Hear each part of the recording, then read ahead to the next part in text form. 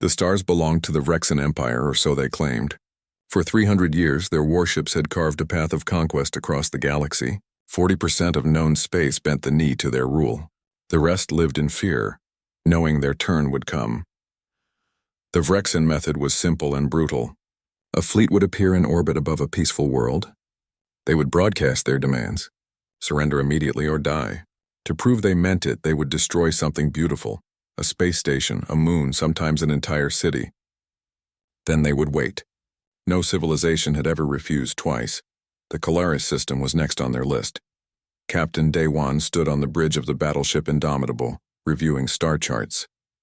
His ship was 3 months into a deep space mapping mission, far beyond the edge of human territory. The work was boring but necessary. Humanity needed to know what lay in the unexplored regions of space. He was a tall man with tired eyes and graying hair. 20 years in the colonial navy had taught him that space was vast, dangerous, and largely indifferent to human ambition. He preferred it that way. Wars were messy. Exploration was clean. Commander Hana looked up from her tactical station. She was younger than Daywan, sharp-featured and sharp-minded. "Captain, I'm picking up something on the long-range sensors. Multiple distress signals. Origin?" Daywan asked. "The Colaris system. About 4 light-years from our current position." Hana's fingers danced across her console. "The signals are automated, repeating on all frequencies. They're asking for help." Lieutenant Jiwon turned from her navigation post. She was the youngest officer on the bridge. Barely 25, with nervous energy she tried hard to hide. "Should I plot a course, sir?" Daywan considered. The Colaris system wasn't human territory. They had no obligations there. But distress signals were distress signals. You didn't ignore them. That was how civilizations died, one ignored cry for help at a time. "Plot the course," he said. "Maximum speed." Deep in the engine room, Chief Engineer Taeyang cursed as the order came through. He was a stocky man with permanently oil-stained hands and a gift for keeping old machines running. The Indomitable was 15 years old, which was ancient by military standards. Every time they pushed the engines hard, something broke. But he knew the captain. If people needed help, they would help. That was the job. The Indomitable dropped out of faster-than-light travel at the edge of the Colaris system 4 hours later. What they saw made everyone on the bridge go silent. 6 massive warships hung in orbit around the third planet. They were enormous, each one 3 times the size of the Indomitable. Their hulls were dark metal covered in weapon batteries. In the space around them floated debris, the remains of orbital stations and defensive satellites. "Those are Rexan ships," Hana said quietly. "I've seen pictures in the intelligence reports. They're a long way from their usual territory. On the planet below, 14 billion Kalari waited to see if they would survive the next day. They were a peaceful species, insect-like with 4 arms and compound eyes. They had developed spaceflight only 2 centuries ago. They had no military to speak of. Why would they? The galaxy had seemed so empty, so safe. Then the Rexans came. Overlord Thrace sat in his command throne aboard the flagship destroyer of worlds. He was pleased with how the operation had proceeded. The orbital defenses had been eliminated without any Rexan losses.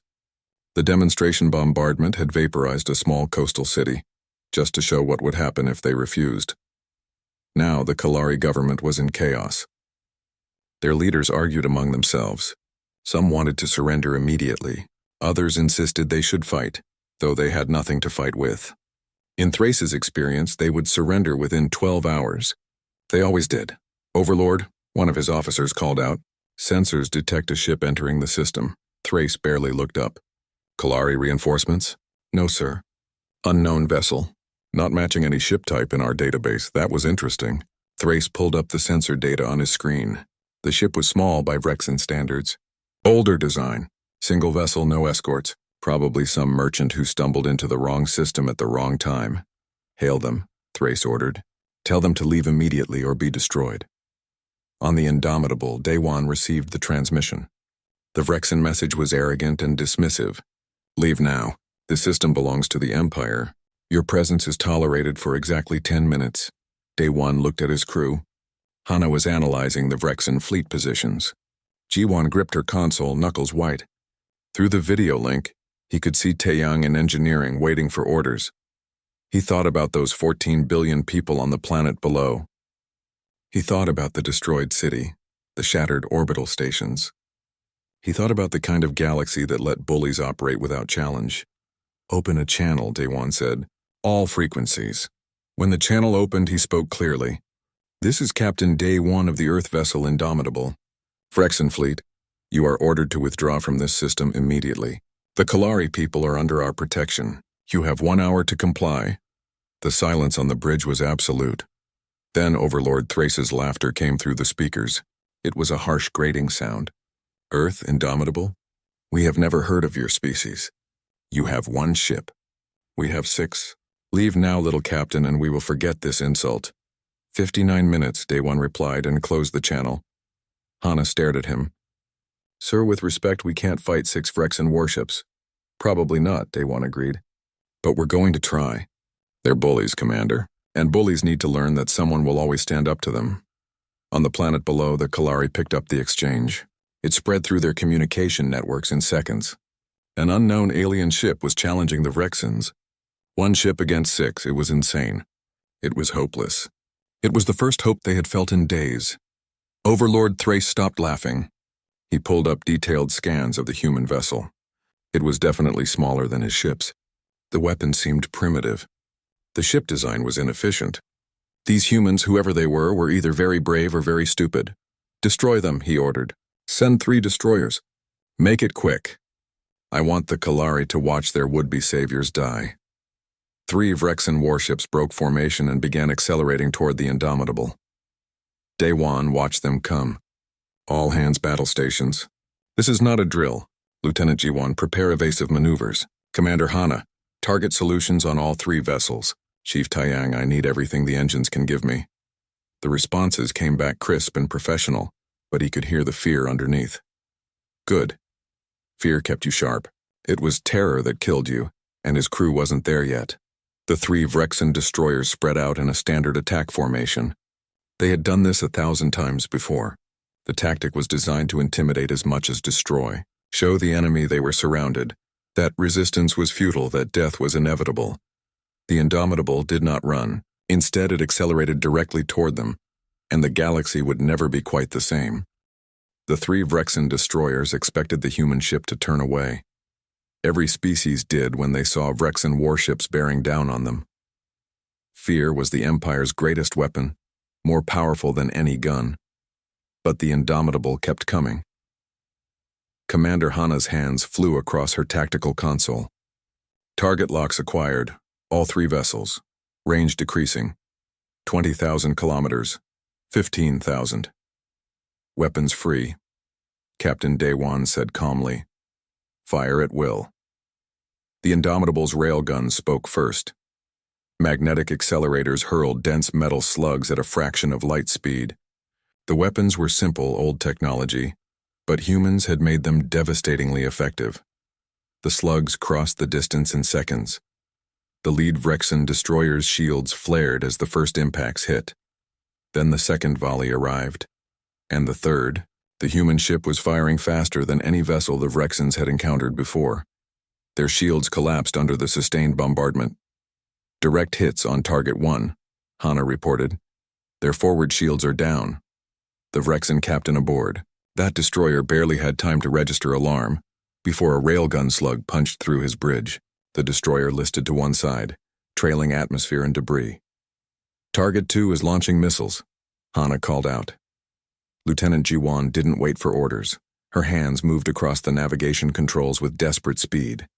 The Indomitable rolled hard to port, thrusters firing at maximum. The Vrexen missiles streaked past, missing by meters. Point defense, engage, Day-One ordered. The Indomitable's automated defense system came alive. Hundreds of small turrets tracked the incoming missiles with computer precision. Laser bursts filled the space around the ship, detonating warheads before they could impact. The Vrexen crews watched in shock. The human point defense system operated at speeds they had never seen. Their missiles, which had destroyed countless enemy ships, were being swatted from space like insects. The second Vrexen destroyer tried to change tactics, bringing its plasma cannons to bear. The weapons were powerful, designed to melt through armor in seconds. But the cannons were slow to aim, meant for stationary targets. The Indomitable was not stationary. Jiwan sent the battleship into a spiral, the engines screaming as they pushed past safe limits. In the engine room, Chief Taeyang watched temperature gauges climb into the red zone. "Come on, hold together," he muttered to the machines around him. Just a little longer. The plasma blasts missed, superheating empty space where the Indomitable had been moments before. And while the Vrexen ship was exposed, Hana locked weapons and fired. The railgun volley caught the destroyer along its flank. Metal tore open. Internal explosions rippled through the hull. The destroyer's reactor containment failed, and the ship came apart in a brilliant flash. 2 down, 1 remaining. The third Vrexen captain made a fatal mistake. Instead of retreating to regroup with the main fleet, he pressed the attack. Pride demanded it. Vrexen warriors did not flee from inferior vessels. But the Indomitable was not inferior. It was different. The human ship accelerated toward the remaining destroyer in what looked like a suicide run. The Vrexen captain smiled. The foolish humans would smash themselves against his superior armor. At the last possible moment, Jiwan fired all maneuvering thrusters simultaneously. The Indomitable flipped end over end, its momentum carrying it forward even as its orientation reversed. Now flying backward, the battleship's rear weapons array had a perfect shot at the destroyer's bridge. Daewon didn't hesitate. "Fire!" The destroyer's command section exploded. The ship continued forward on momentum alone, lifeless and drifting. Total engagement time: 8 minutes, 43 seconds. Aboard the flagship destroyer of worlds, Overlord Thrace stared at his tactical display in disbelief. 3 destroyers. Gone. Against a single enemy vessel. The silence on his bridge was absolute. "Get me High Admiral Vex," Thrace said quietly. "Now." On the planet below, the Kalari couldn't believe what their sensors were showing. The unknown alien ship had destroyed 3 Vrexen warships. 3! In less than 10 minutes? The news spread like wildfire. In cities across Kalaris Prime, people poured into the streets. They didn't know who these humans were, but they knew one thing. Someone had stood up to the Vrexens. Someone had fought back. And won. Aboard the Indomitable, there was no celebration. The crew knew they had gotten lucky. Surprise and skill had carried them through, but surprise only worked once. Daewon studied the tactical display. The remaining 3 Vrexen ships were pulling into a tight defensive formation around the flagship. They weren't attacking, they were thinking. "Damage report," he ordered. Hana checked her screens. Hull breaches on decks 4 and 7, shields at 60%. 1 railgun offline. The starboard thruster array took damage. Taeyang says he can fix it, but it'll take time. "How much time?" 4 hours, maybe 5. Daewon nodded. They didn't have 4 hours. "Open a channel to the Vrexen flagship." The screen flickered to life. Overlord Thrace appeared, his alien features twisted in anger. He was humanoid, but his skin was pale gray and his eyes were solid black. When he spoke, his voice was cold. "What are you, human?" "We're the people who say no," Daewon replied. "You have 1 hour to leave this system. This is your only warning." "You think destroying 3 ships makes you victorious?" Thrace leaned forward. "I have 3 more, larger, more powerful." "Your luck has ended, Captain." "Maybe," Daewon said. "But ask yourself this. If you attack again, how many more ships will you lose? How will you explain to your superiors that a single unknown vessel cost you half your fleet? How long before the Kalari and everyone else watching realizes the great Vrexen Empire can be beaten?" He saw the words hit home. Thrace's expression flickered with uncertainty. "You've made your demonstration of power," Daewon continued. "You've shown you can destroy cities. Now we've made our demonstration. We've shown you can be hurt. Leave now, and you can report that you withdrew from an engagement you didn't consider worth the casualties. Stay and we'll make you pay for every meter of space." The channel closed. Hana looked at the captain. "Will he withdraw?" No, Daewon said. He can't. The Vrexen Empire rules through fear. If he backs down from one ship, that fear starts to crack. He has to destroy us no matter the cost. Then why threaten him? To make him think, to give him time to realize what he's up against. Daewon stood up, and to give us time to prepare. Ji-won spoke from her station, voice shaking slightly. Sir, permission to speak freely? Granted. We can't win, not against 3 more ships, even if we fight perfectly. Daewon looked at his young navigation officer. She was terrified but still at her post. That took real courage. You're right, he said. We probably can't win, but we can make a difference. Those 14 billion Kalari down there, they're watching. The entire galaxy is watching, if they can pick up the signals. Right now, they're learning that the Vrexens can be challenged. That means something, Lieutenant. Maybe it means everything. In engineering, Taeyang worked frantically to repair the damaged thruster. Around him, his team moved with practiced efficiency. They all knew what was coming. They all knew the odds, but they also knew why they were here. Someone had to stand up. Someone had to be first. The sensors began screaming warnings. Hana's voice was steady despite the news she delivered. Captain, all 3 remaining Vrexen ships are moving into attack formation. They're bringing the flagship forward. Through the view screen, the Vrexen vessels began their approach. They were massive, bristling with weapons, shields glowing with power. They looked invincible. Daewon sat in his captain's chair and began issuing orders. His voice was calm, confident, giving strength to his crew. All hands battle stations. Lieutenant Ji-won, I want you to plot an evasion course through the asteroid field at coordinates 774. Commander Hana, target priority is the flagship. Chief Taeyang, we're going to need power to shields. The responses came back sharp and professional. The crew of the Indomitable was ready. On Kalaris Prime, 14 billion people watched the sky and prayed to whatever gods they believed in. In the darkness of space, 1 human battleship faced 3 Vrexen warships in a battle that should never have been close. But humans had a gift for making impossible fights interesting. The 3 Vrexen warships advanced in perfect formation. Overlord Thrace had learned from his mistake. No more individual ships, no more underestimating the humans. This time they would attack as one, overwhelming force applied with precision. Captain Daewon watched them come. Lieutenant Ji-won, execute evasion pattern Delta. Take us into the asteroid field. Sir, at this speed we could... I know the risks. Do it. The Indomitable turned hard and accelerated toward the dense field of asteroids that orbited Kalaris Prime. The rocks ranged from pebble-sized to mountain-sized remnants of a planet that never formed. Navigation through them required skill and luck in equal measure. The Vrexen ships followed. They were larger and less maneuverable, but they had superior shields. The asteroids bounced off their protective barriers like rain on glass. They're gaining, Hana reported from Tactical. Range 12,000 kilometers.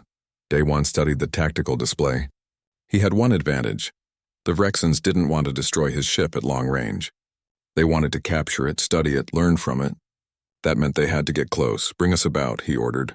Tighten the turn around that large asteroid cluster at bearing 273. Ji-won's fingers danced across her controls. The Indomitable banked hard, its hull groaning under the stress. They swept around a cluster of massive rocks, using them as temporary cover. The Vrexen ship split formation to pursue from multiple angles. Exactly what Daewon wanted. Commander Hana, target the asteroid at coordinates 459. Full power. Hana didn't question the order. The railguns fired, multiple slugs slamming into a mountain-sized asteroid. The rock, already unstable, fractured apart. Thousands of smaller pieces exploded outward in all directions. The nearest Vrexen ship flew directly into the debris field. Its shields flared brilliantly, overloading as they tried to deflect hundreds of impacts simultaneously. For just a moment, a gap opened in its defenses. Fire! Daewon ordered. The Indomitable's weapons hit the exposed section. Explosions rippled across the Vrexen hull. The ship wasn't destroyed, but it fell back, trailing atmosphere and debris. 1 ship damaged. 2 still fully operational. And now they were angry. Overlord Thrace's voice came over the communication channel. Clever, human. But tricks will not save you. I have called for reinforcements. 20 more ships are en route. They will arrive in 6 hours. You cannot run. You cannot hide. Surrender now and I will make your deaths quick. Daewon muted the channel. He's lying about the reinforcements. They're too far from Vrexen territory. How do you know? Hana asked. Because if he had reinforcements coming, he wouldn't tell us. He'd wait for us to try escaping, then spring the trap. Daewon watched the tactical display. He's trying to make us panic. Jiwon's console erupted in warning lights. Captain, the flagship is launching fighters. 12 small craft incoming fast, Daewon cursed. He had hoped they wouldn't use fighters. The Indomitable's point defense was good, but it had limits. Evasive maneuvers. Keep us moving. Don't give them an easy target. The Vrexen fighters swarmed like angry wasps. They were fast and agile, firing energy weapons that could slip past shields through sustained fire. The Indomitable's point defense turrets tracked and fired, filling space with laser pulses. 2 fighters exploded. Then 3. But the rest got through, strafing the battleship's hull. Armor plating melted under concentrated fire. Small explosions marked where weapons found gaps in the defenses. On the bridge, Jiwon's console exploded in a shower of sparks. She screamed as shrapnel caught her in the shoulder and face. Blood ran down her cheek, but she stayed at her post, using her good hand to maintain their course. Medical team to the bridge. Hana called even as she continued working her own station. Daewon made a decision. All power to forward shields. Ramming speed, sir? Taeyang's voice came through the comm, incredulous. You heard me, Chief, everything the engines have. We're going through them. The Indomitable surged forward directly toward the Vrexen flagship. The fighters scattered, not expecting such a suicidal move. The 2 Vrexen cruisers moved to intercept, firing everything they had. The battleship's shields lit up like a sun, absorbing incredible punishment. Warnings screamed across every console. Hull temperature spiked, power systems overloaded, but they kept going. At the last moment, the Indomitable fired every weapon it had at point-blank range into the flagship's shields. The combined assault of railguns, missiles, and energy weapons hit simultaneously. The flagship's shields collapsed. Then Daewon pulled the ship up and over, missing collision by less than 50 meters.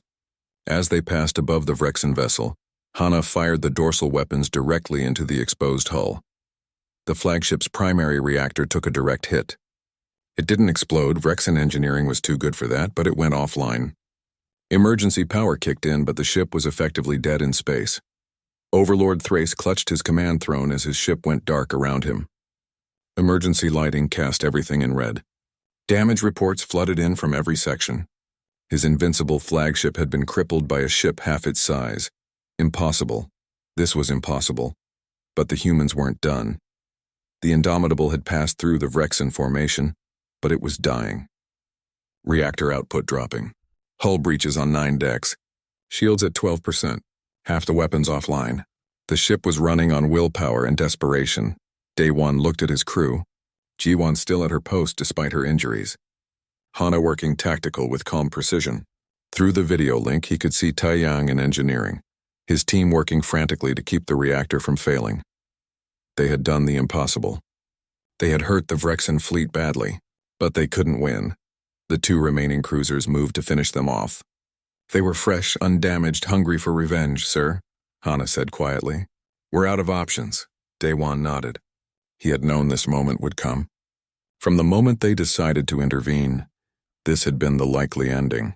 But they had made the Vrexens bleed. They had shown the galaxy that humans didn't back down. All hands, he said into the ship-wide comm. This is the captain. Abandon ship. I repeat, abandon ship. All crew to the escape pods immediately. Sir, what about you? Jiwon asked, her voice weak from blood loss but still defiant. I'm staying. Someone needs to hold them off while you escape. That's an order, Lieutenant. Hana stood up. With respect, Captain, go to hell. If you're staying, so am I. Taeyang's voice came through the comm. The engineering crew is staying too, sir. We're not leaving our ship. Daewon felt something break inside his chest. Pride, grief, love for these impossible, stubborn, brave people. Fine, he said. Skeleton crew only. Everyone else into the pods. Launch in 2 minutes. The evacuation was chaos, but organized chaos. Injured crew helped each other into escape pods. The pods launched in waves, scattering into the asteroid field where the Vrexen ships would have trouble tracking them all. On the bridge, 5 people remained. Daewon, Hana, Jiwon, who refused medical evacuation, and 2 junior officers. Chief Taeyang, Daewon said. Can you overload the reactor? There was a pause. Then, yes, sir. But it'll take 5 minutes and it won't be pretty. Make it happen. Everyone else buy him that time. The Indomitable turned one last time to face the approaching cruisers. Its weapons were mostly offline. Its shields were gone, but it still had engines, and engines could be weapons. Daewon aimed his dying ship at the nearest cruiser and pushed the throttle to maximum. The Vrexans realized what was happening too late. They tried to maneuver away, but the Indomitable followed, matching every turn. The human ship closed the distance like a guided missile. In engineering, Taeyang watched the reactor temperature climb. The containment fields were failing exactly as he designed them to fail. The reaction was cascading toward critical mass. 30 seconds, he reported calmly. He sat down at his station and pulled up a photo of his family on Earth. It's been an honor serving with you all. On the bridge, Daewon smiled. The honor was ours, Chief. Helm, maintain course. Don't let them slip away. The Vrexan cruiser fired desperately, pouring everything into stopping the human ship. The Indomitable's armor melted, its hull broke apart, but momentum carried it forward. 10 seconds, Taeyang said. Daewon reached across and took Hana's hand. She squeezed back. For Earth, he said. For humanity, Hana replied. The reactor went critical. The explosion lit up the entire system.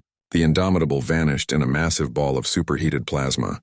The shockwave caught both Vrexan cruisers at close range, tearing them apart like paper. When the light faded, 4 Vrexan warships were destroyed or crippled. One damaged flagship drifted in space, its crew working frantically to restore power. And scattered among the asteroids, 53 escape pods transmitted distress signals. The Indomitable was gone. But its crew had survived, and they had done something impossible. They had made the Vrexans afraid. The Kalari rescue ships found the first escape pod 6 hours after the battle. Inside were 3 human crew members, unconscious from oxygen deprivation but alive. Over the next 2 days, they recovered 49 more pods. 53 humans had escaped the Indomitable. 51 survived. The Kalari treated them like heroes. They were given the best medical care, the finest accommodations, everything the grateful civilization could offer. When Captain Daewon woke up in a hospital bed 3 days later, his first words were asking about his crew. Commander Hana sat beside his bed, her arm in a sling. Most of us made it, sir. We lost Chief Taeyang and 6 others who stayed behind to rig the reactor. Lieutenant Jiwon is recovering from surgery. The doctors say she'll keep the eye. Daewon closed his eyes. 7 dead, 7 people who had followed his orders into hell and never came back. The weight settled on his chest like a physical thing. The Vrexans? He asked. Gone. The damaged ships limped out of the system 2 days ago. Overlord Thrace was killed when the flagship lost power. Their second-in-command ordered the retreat. Hana smiled grimly. They left in a hurry. Didn't even stop to recover their own escape pods. Daewon tried to sit up, but pain stopped him. Multiple broken ribs, the Kalari doctor had said. Burns across 30% of his body. Internal injuries. He was lucky to be alive. The Kalari want to meet you, Hana continued. Their entire planetary government. They're calling you the savior of Kalaris. There are statues being planned. Monuments. They want to name their largest city after you. I don't want statues, Daewon said. I want my ship back. I want my crew back alive. I know, sir. Hana's voice softened. But what we did here matters. The Kalari are sharing the battle recordings with every system they can reach. The whole galaxy is going to see what happened. They're going to see that the Vrexans can be beaten. She was right, though Daewon took no comfort from it. The battle recordings had already spread far beyond Kalaris. Across dozens of star systems, people watched in awe as a single human battleship held off an entire Vrexan fleet. The political implications were enormous. In the Vrexan capital, High Admiral Vex stood before the Hierarchy Council. The room was vast and cold, designed to intimidate. The 12 members of the hierarchy sat on elevated thrones, looking down at him with identical expressions of displeasure. Explain, the first speaker demanded. Explain how a single primitive vessel destroyed 4 of our warships. Vex kept his voice level. The humans are not primitive, first speaker. Their technology is different from ours, optimized for different combat doctrines. They favor speed and precision over raw power. Their point defense systems are superior to our own. Their crews are well-trained and willing to sacrifice themselves. You sound as if you admire them, another council member said coldly. I respect them, Vex corrected, as one respects any dangerous opponent, and we must treat them as such. The humans have entered the galactic stage and they have made themselves our enemy. Then we will crush them, the first speaker declared. Find their home systems. Send the fleet. Eliminate them before they become a true threat. With respect, first speaker, we do not know where their home systems are. The surviving crew of the Indomitable refused to speak. They know we will use that information to attack their people. Vex pulled up a star chart.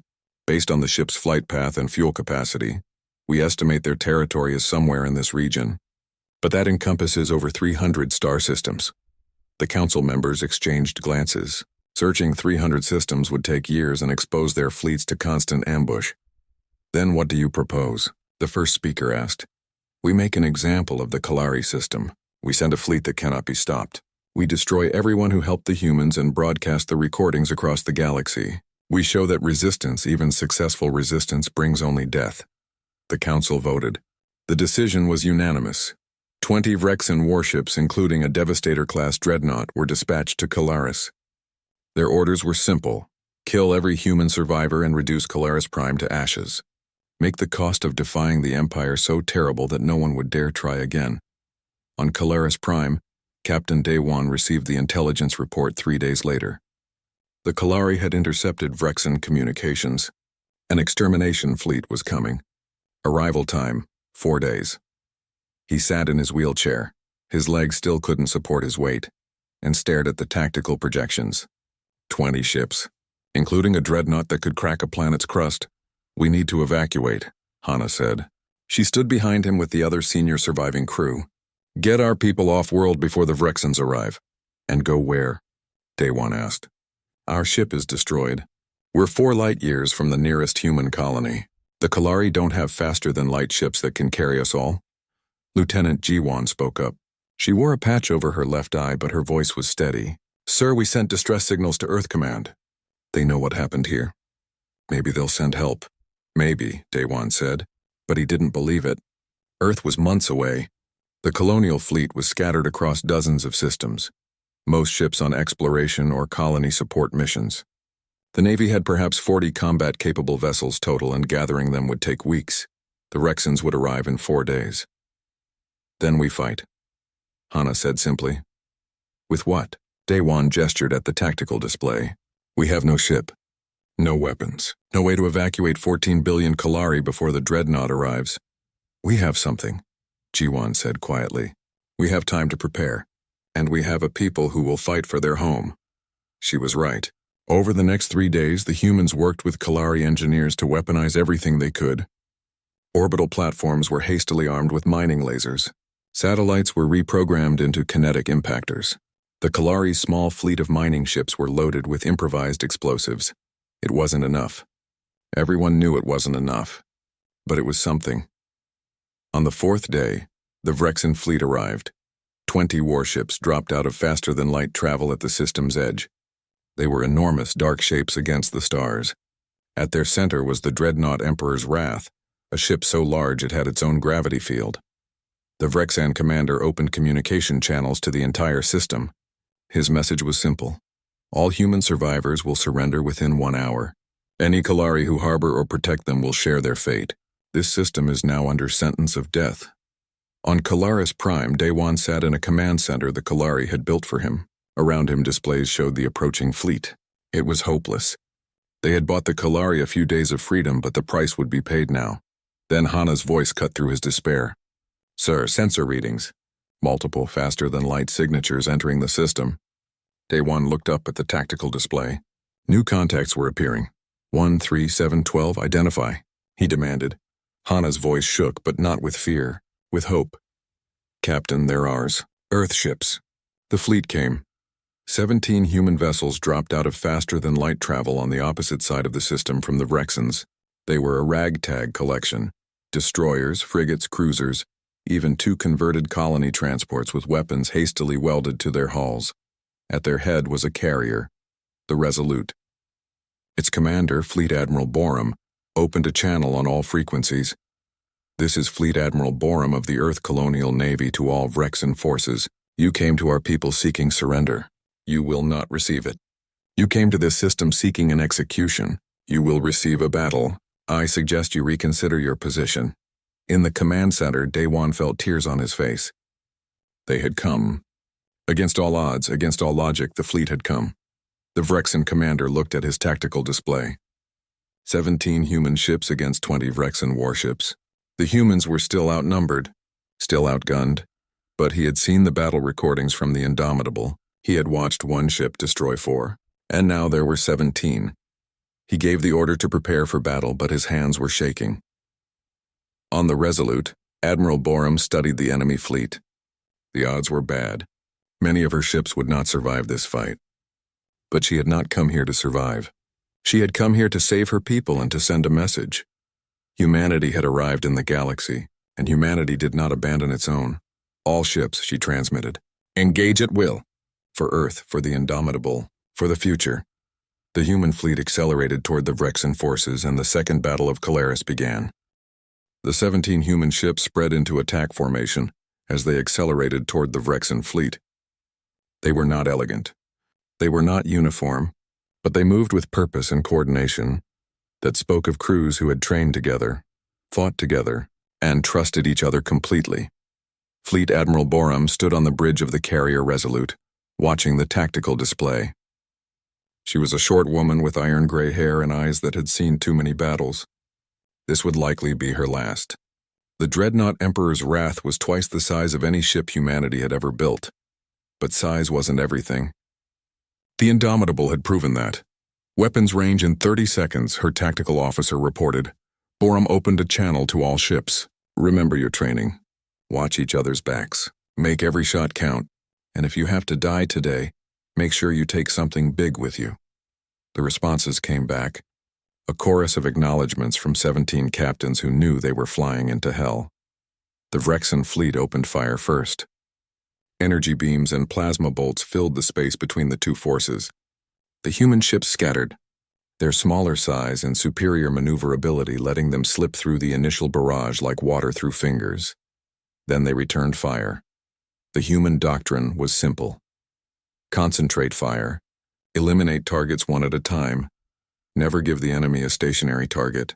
3 destroyers focused on a single Vrexan cruiser, their railguns hammering its shields until they collapsed, then tearing into the hull beneath. But the Vrexans were learning. They had seen the battle recordings. They knew about human point defense, about their tactics, about their willingness to sacrifice. This time, the Vrexan ships moved in coordinated groups covering each other's weaknesses. The first human ship to die was the destroyer Defiant. It took a plasma blast directly to the engine section. The reactor went critical instantly, and the ship vanished in a flash of light. 37 crew members gone in a heartbeat. Admiral Borum felt each loss like a physical blow, but she could not let grief slow her down. All ships maintain formation. Support Group 3, they're taking heavy fire. On Calaris Prime, Captain Daewon watched the battle unfold on tactical displays. He sat in his wheelchair in the command center with Commander Hana beside him. Lieutenant Jiwan had insisted on joining them despite her injuries. They were not idle.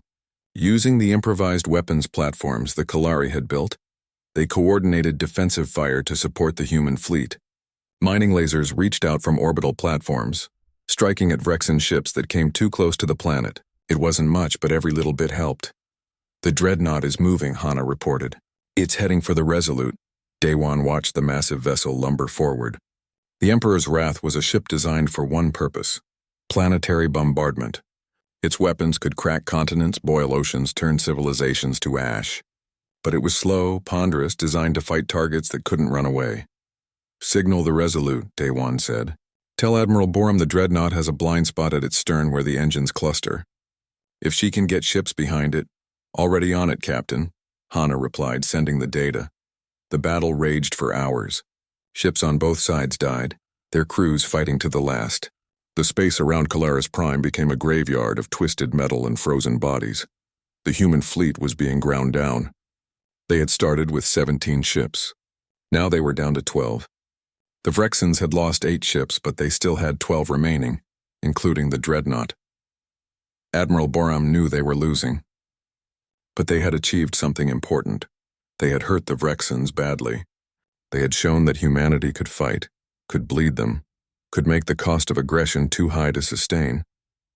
But it wasn't enough.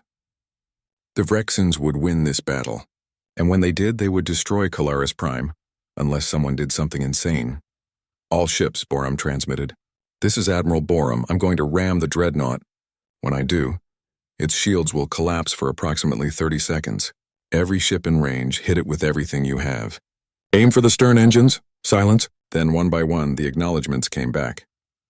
"Admiral, this is Captain Minsuk of the cruiser Vigilant. If you're ramming something that big, you'll need help. I'm coming with you.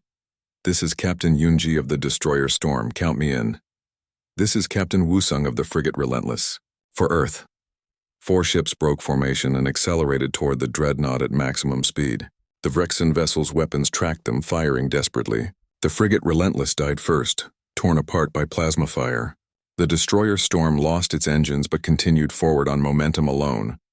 The dreadnought tried to maneuver away, but it was too massive, too slow. The Resolute struck first, hitting the forward shield at ramming speed. The impact was catastrophic. The carrier's hull crumpled, but its momentum drove it deeper into the dreadnought's shields. The shields collapsed. The cruiser Vigilant and the crippled Storm struck seconds later, their explosions tearing massive holes in the dreadnought's hull. And through the breach flew 6 human ships, firing everything they had at the exposed engines. The dreadnought's reactor containment failed. The ship didn't explode, it was too big for that, but it died. Power systems failed. Life support shut down.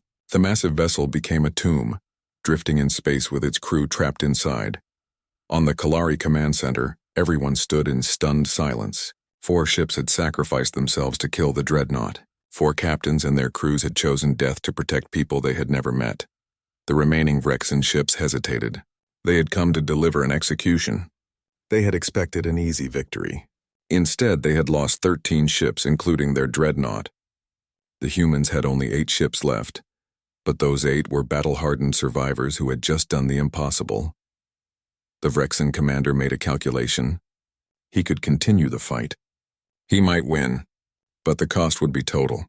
Every ship in his fleet would be damaged or destroyed. And for what? To salvage pride? He gave the order to retreat. The Vrexan ships turned and fled to faster-than-light speed, leaving their dead behind. In the command center, Daewon let out a breath he hadn't realized he was holding. They had won. Impossibly, miraculously, they had won. But the cost? He looked at the casualty figures.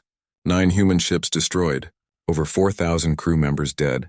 Admiral Borum, Captain Minseok, Captain Unji, Captain Wusung, all gone. Hana put her hand on his shoulder. "They knew what they were doing, sir. They chose this." "I know," Daewon said quietly, "but that doesn't make it easier." The news of the Second Battle of Colaris spread across the galaxy faster than light itself. The recording showed everything. The desperate battle, the sacrifice of the 4 ships, the death of the dreadnought. Within days, the implications became clear.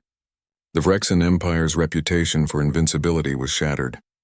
If humans could fight them to a standstill, then maybe others could too. Across Vrexan-occupied space, resistance movements sprang up. A dozen systems declared independence. Vrexan fleets faced ambushes and guerrilla attacks. The empire that had ruled through fear suddenly found that fear was a fragile thing.